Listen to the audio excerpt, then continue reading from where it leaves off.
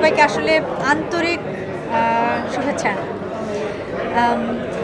শরতের জবা আমার অজাগতিক ছায়া বইটার একটা গল্প। অজাগতিক ছায়া বইটা বের হয়েছিল 2022-2023-এ অমর একুশে বইমেলায় তাম্রলিপি ব্যানার থেকে। যেহেতু 2022-এ কোভিড ছিল, খুব রেস্ট্রিক্টেড ছিল বইমেলা, সে কারণে আবার 2023-এ অরিজিনাল এডিশন আবার রিপাবলিশড হয়। এবং শরতের জবা গল্পটা প্রথম প্রকাশিত হয়েছিল ডেইলি স্টারের একটি ঈদ সংখ্যায় 2017 সালে। তো যে কারণে আসলে শরতের জবাকে চলচ্চিত্রে আনার ভাবনাটা, সেটা হলো এই যে 3বার শরতের জবা আপনাদের সামনে এসেছে, আমার ভক্তরা পড়েছে, পাঠক পড়েছেন, সবাই আমাকে বলেছে যে শরতের জবার মধ্যে একটা থ্রিল আছে, সাসপেন্স আছে, ভৌতিক আবহ আছে, রহস্য রোমাঞ্চ আছে, প্রেম আছে, গান আছে। তারা চান আমি লেখালেখিটা চালিয়ে যাই এবং তারা চান যেন শরতের জবা পর্দায় আসে। তো প্রথমে আমি ভাবছিলাম আসলে যে এটাকে নাটক বা টেলিফিল্ম আকারে কিছু একটা করব। পরে ভাবলাম আসলে শরতের জবার ব্যাপ্তি এবং গভীরতা এত বেশি যে নাটক টেলিফিল্মে করতে গেলে অনেক কিছু মিস হয়ে যাবে, কঠিন হবে কাজটা।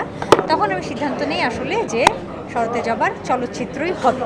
এভাবে শরতের জবাকে আসলে চলচ্চিত্রে আনার যে ভাবনাটা, সেটা নির্মাণের কথা বলবো যে আমি as a matter of fact আমি আসলে দু একজনের সঙ্গে আগে কথা বলেছিলাম পরিচালনার জন্য শরতের জবার, কিন্তু আমার মনে হচ্ছিল যে কোনোভাবে আমার যে চিত্রনাট্য বা আমার যে মূল ভাবনা, সেখান থেকে আমরা সরে যাচ্ছি। আসলে আমি যা দেখাতে চাই সেটা হচ্ছে না।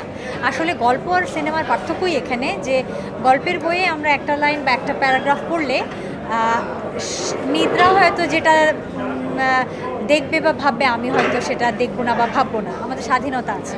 কিন্তু ফিল্মের সীমাবদ্ধতা এখানেই বা মজাটা এখানেই যে ফিল্মে যেটা দেখানো হবে সেটাই আমরা সবাই দেখবো একসাথে। হয়তো ইনার মিনিংটা নিদ্রা একভাবে নেবে, আমি একভাবে নেব, এটা আমাদের স্বাধীনতা।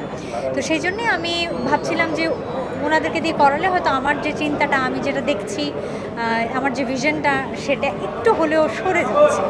তখনই ভাবলাম যে আমি এই কাজটা করব।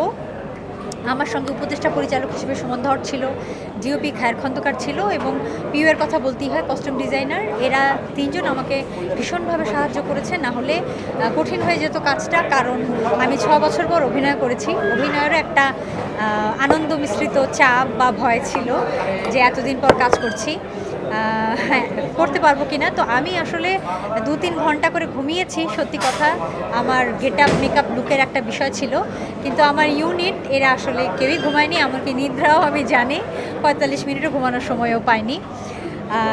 এই তো এইভাবেই। আর প্রযোজনা আমার অনেক দিনেরই ইচ্ছা ছিল আমি প্রযোজনা করব, বাট আমি যে একেবারে ফিল্মে চলে আসবো প্রযোজনা করতে, এটা আমিও নিজেও জানতাম না। বাট যেহেতু আমার একটা শখের, স্বপ্নের এবং কষ্টের কাজ শরতের জবা, সে কারণে আমি প্রযোজনা করেছি আমার প্রোডাকশন হাউস পহরডাঙ্গা পিকচার্স থেকে।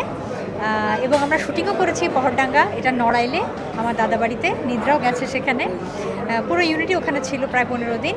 এবং আমার সঙ্গে আছেন ফরিদুর রেজা সাগর, ইমপ্রেস টেলিফিল্ম যৌথ প্রযোজক হিসেবে।